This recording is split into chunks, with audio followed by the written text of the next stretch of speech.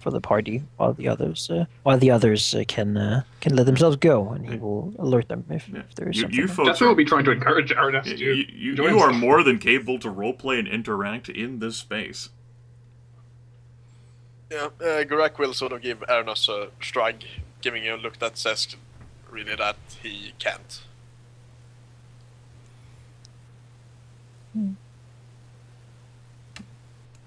But he will certainly pretend. Aranas will go to a place where he's not sort of in the way of anyone, going to the buffet or dancing or Sure. whatnot. He will stand here and look upon the people, especially his companions, because he rarely has the chance to look upon someone, sort of the raw essence of who they are. Tempus, the cold monster. He's Tempus never will gone be- to sleep before until today. No, is this? Oh, what? Tempest, this is how it always is. Like, we always come here. Like, Tempus is just enjoying himself. He actually doesn't think he's asleep, though. He thinks he's wide awake. He thinks this is all a fantastic thing conjured up by Charles. So Tempus is just enjoying this, wondering where Charles is to thank him. Yes, if there's one person who is not here, it would be Charles. And then there was Aurelia. Come along with me. He doesn't get to go. This is what you get for pissing off the wizards. Joke's on you. Everyone is dead and this is heaven. Oh. Well, this is not the worst heaven I've ever seen. This is not what I expected the elven goddess to present it like. Aurelia does not wake up to any of those things that was described to other characters. She wakes up to the sound of crying, of loud wailing, as if it were from a young child or perhaps even a baby. It has that peculiar quality to it where it's almost as if like the baby is crying in all languages simultaneously.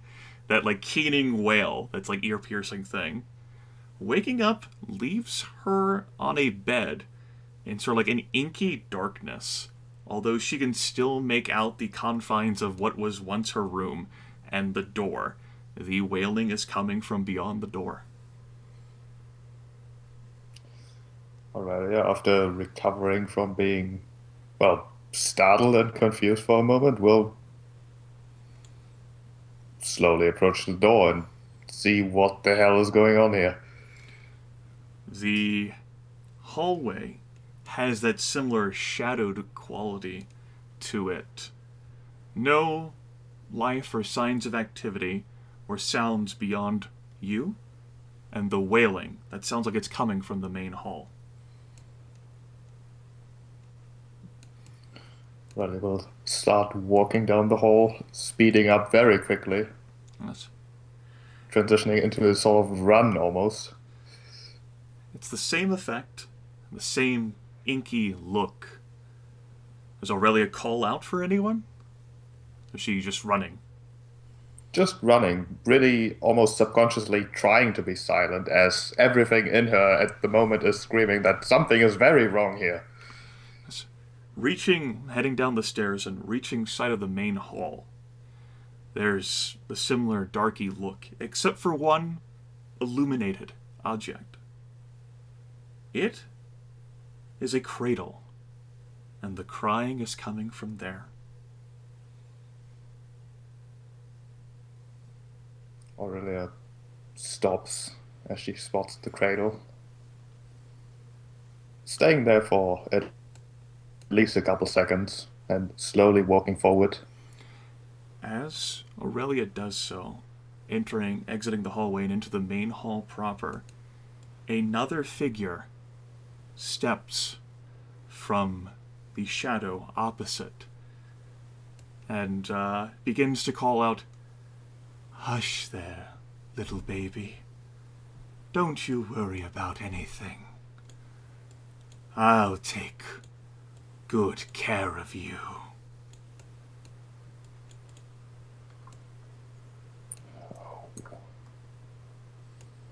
Oh, you. The creature is humanoid-esque, but most certainly has appearances that would suggest to be from a tiger. And complete with massive claws and paws. The creature is decked in all that decadence and finery and nobility can offer, and her eyes, with shrouded in the smoke, are 2 pinpoints of cruelty and genius.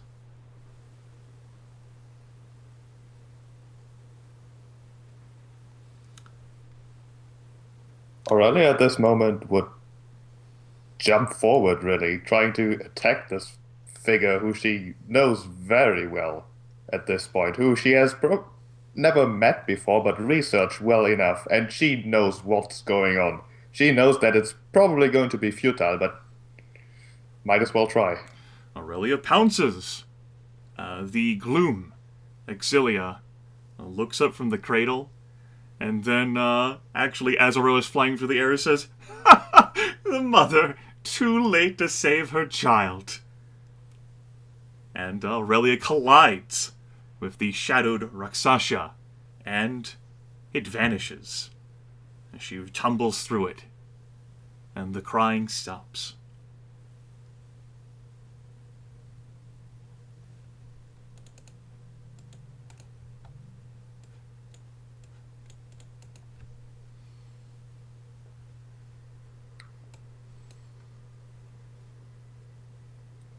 Aurelia stands in the hall, very quiet, very outwardly collected. Perhaps if there was some sort of observer, which she very much doubts. But inwardly she's, well, screaming, really. Outwardly she's screaming at this point.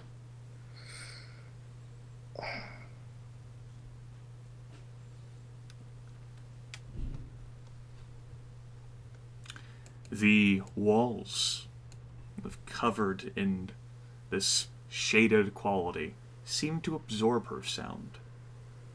She is the only one here, it seems. The crying in the cradle has stopped. Exilia, the gloom, has gone. After you dove through her, she dissipated in a puff of smoke.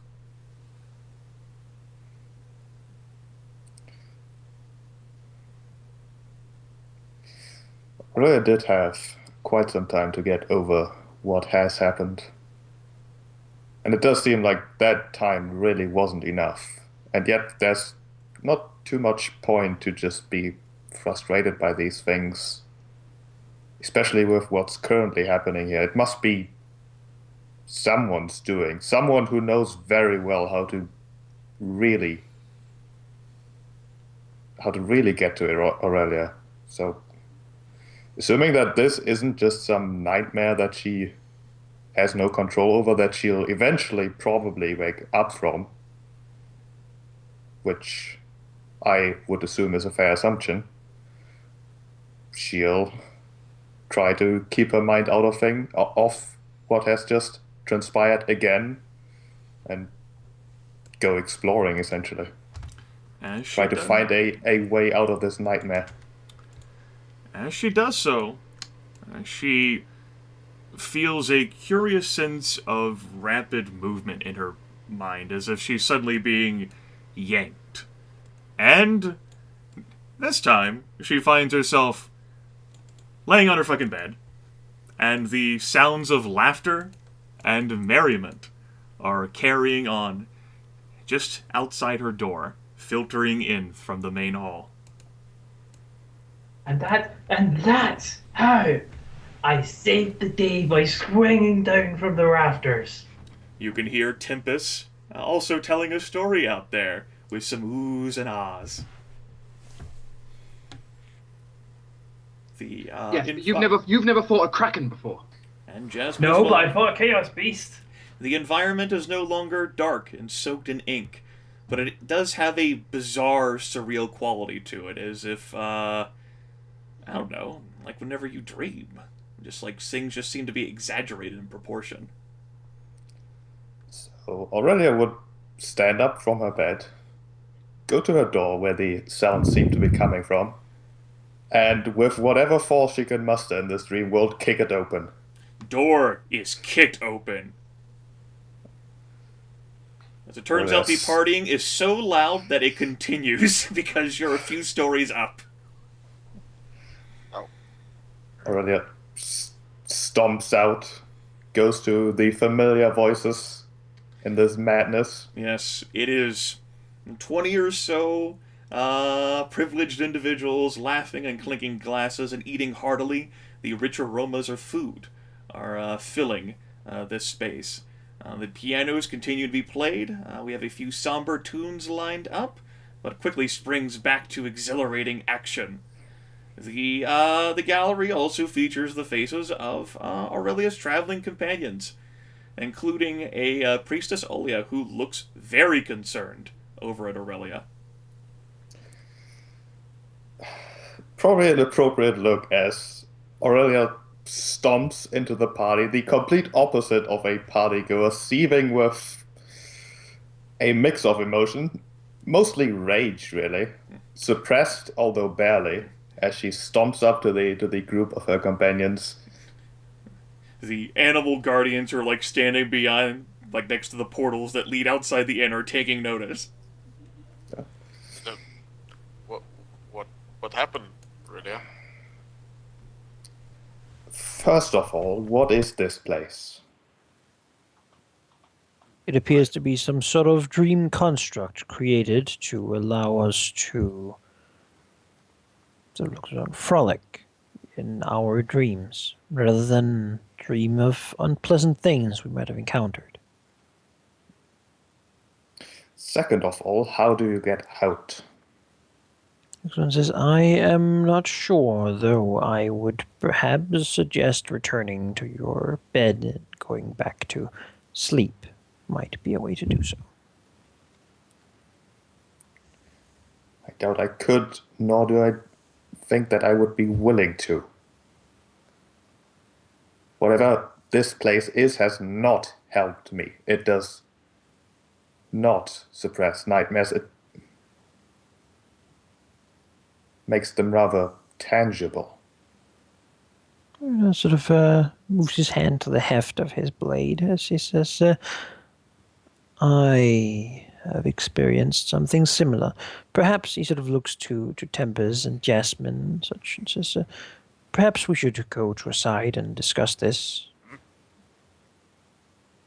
Let the people who are having fun have fun.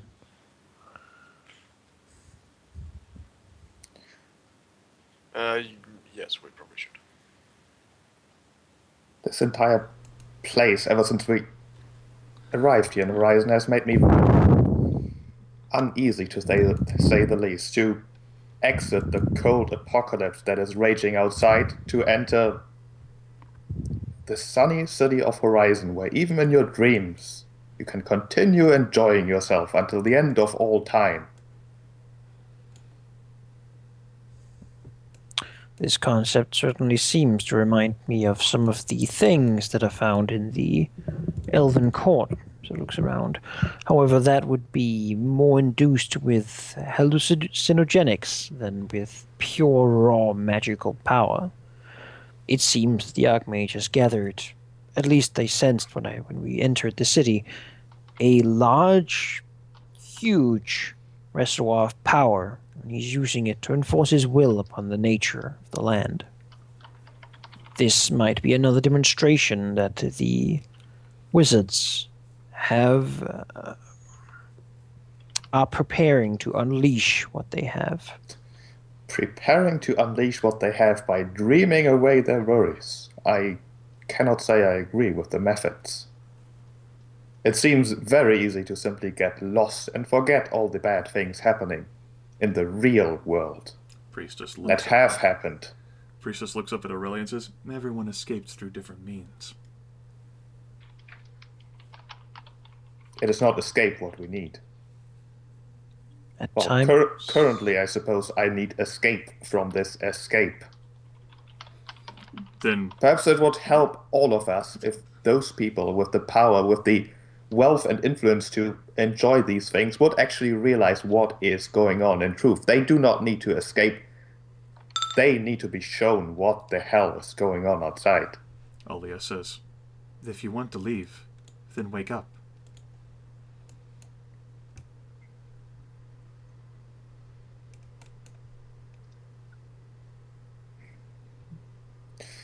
On the off chance that it is simply a gesture of good faith, perhaps an apology that we compensation for what we've been through. No. I could not even convince myself to enjoy this feasting while people are starving, to enjoy this. I would suggest that you do not either. Although, who am I to tell you what to do? This looks to Aurelia and asks, Aurelia's outbursts have caused a great deal of concern. The partying has The guardian animals who stand by the portals are frowning very heavily.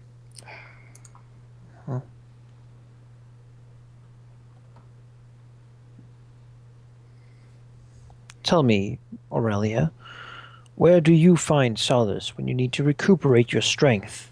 After our lost battle, I expended much of what energy I had. Where do you go to find to renew your energy and enable yourselves to continue on struggling? I can tell you that I do not recuperate my strength by pretending that nothing is wrong. Quite the opposite, in fact. These people are not pretending that nothing is wrong, Aurelia. How can you speak that for them? These individuals are just trying to enjoy the benefits of sleeping here, benefits which seem to have eluded you in some fashion. Whatever it was that you saw or experienced, I would not consider that a fault, but rather a sign.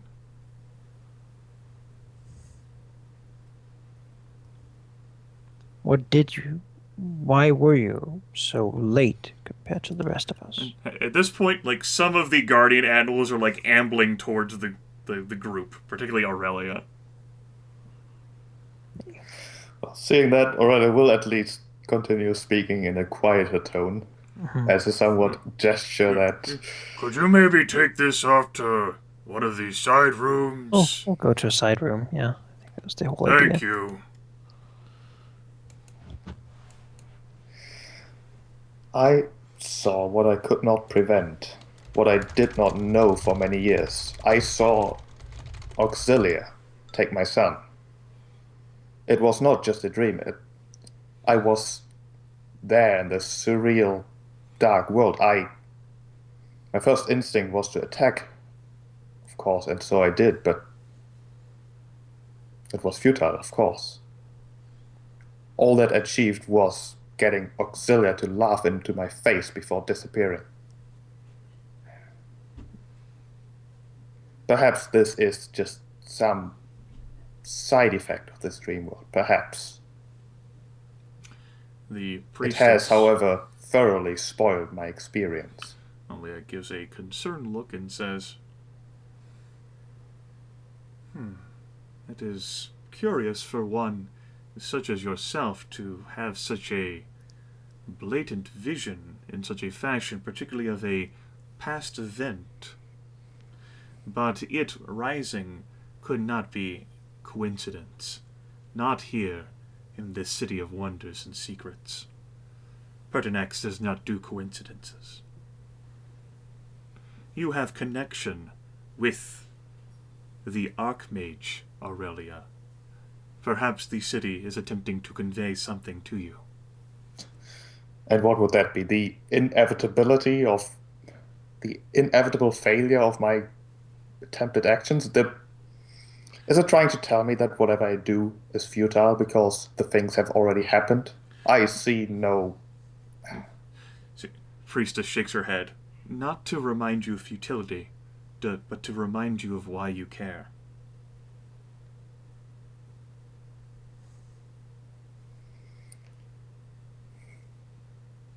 I do not need reminding.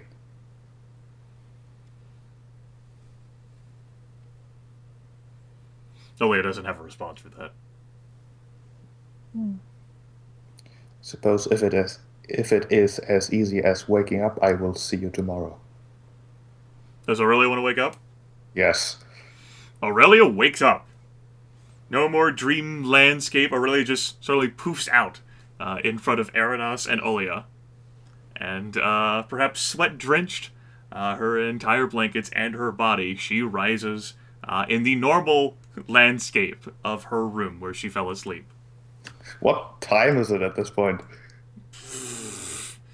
She hasn't been asleep for very long. You're still deep in the middle of the night. Oh, it's time to take another bath. All right. She'll probably end up tired and perhaps have to eat her own food. But for everyone else who enjoys the wonderful Dreamscape land, all of your needs of dietary requirements are taken care of.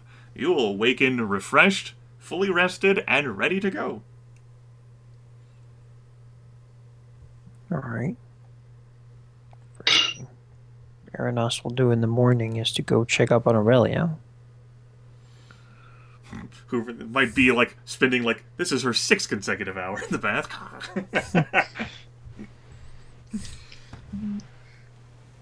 Well, having a hot bath does get old after a while. She would probably just be sitting on the bed being told to be as stiff as humanly possible, as badly possible.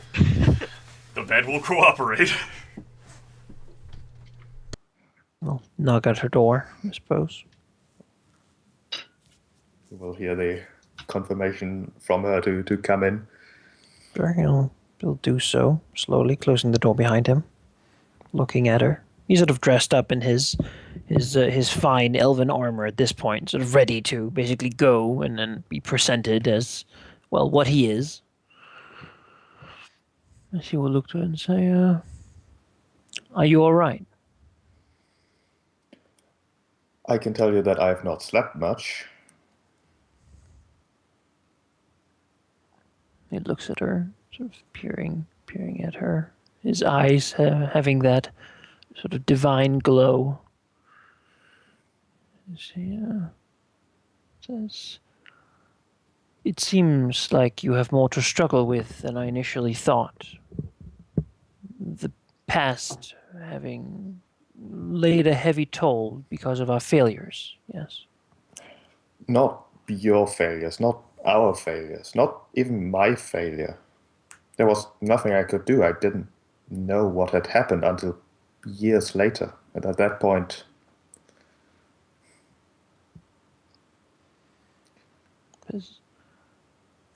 How long ago is it? I believe 9 years at this point, 10. As I know little of your kind, how fast you grow and mature. It hardly matters. He's dead. Oh. Sort of looks away. He was destined to go through the same treatment that I went through, the same upbringing, although, as he experienced himself, not everyone survives the ordeal. In fact, very few do.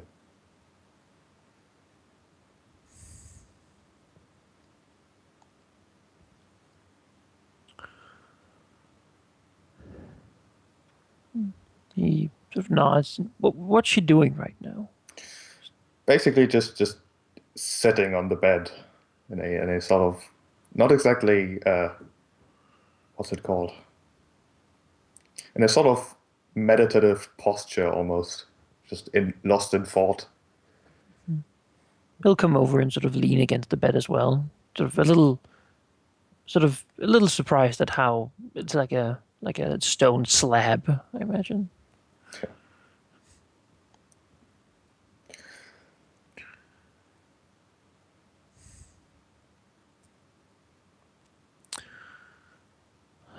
I suppose the way that I would find solace from such a thing is not the same as you would. We are different in that way. But if I can share anything, then it is that I believe that at the end of this, you will have found your place, and that those who have attempted to rob you of it, those who have changed your fate from what it should be, will be punished for it. It seems that Aurelia is very certain that you will have what you seek, whatever that might be.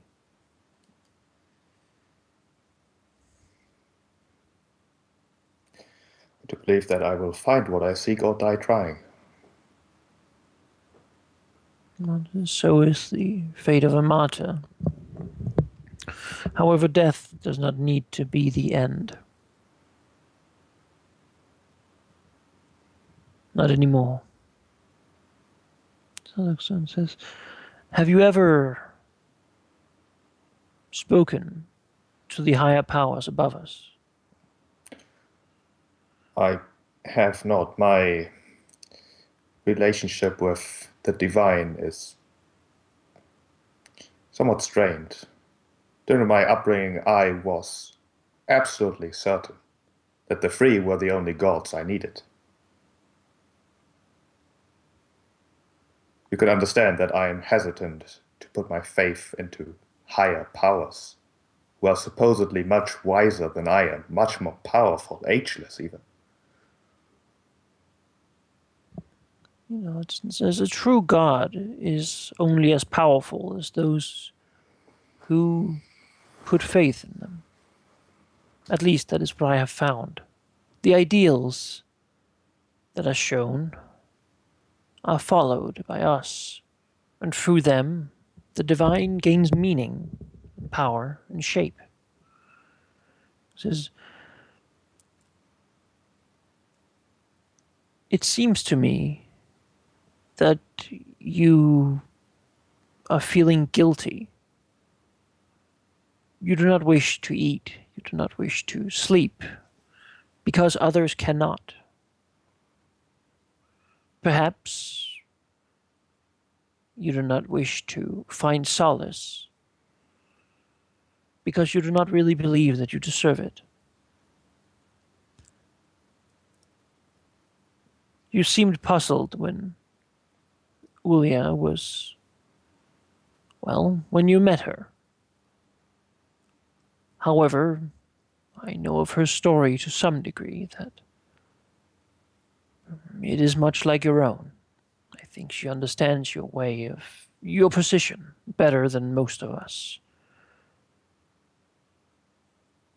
Perhaps speaking to her of how she has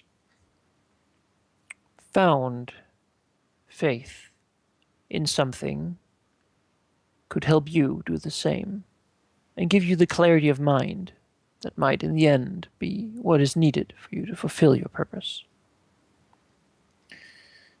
If finding faith results in being stuck in a tower for centuries, unable and perhaps unwilling to do what is needed, then I have no interest. The reason everyone says, if that was what was needed to defeat your quarry, would you not do it?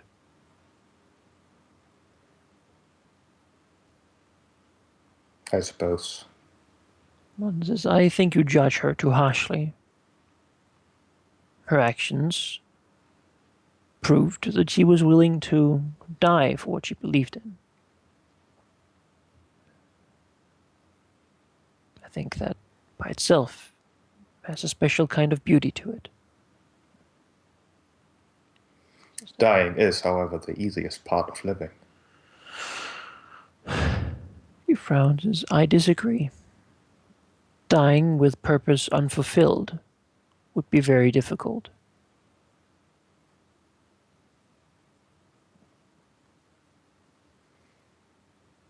So, sort of move for a bit and say,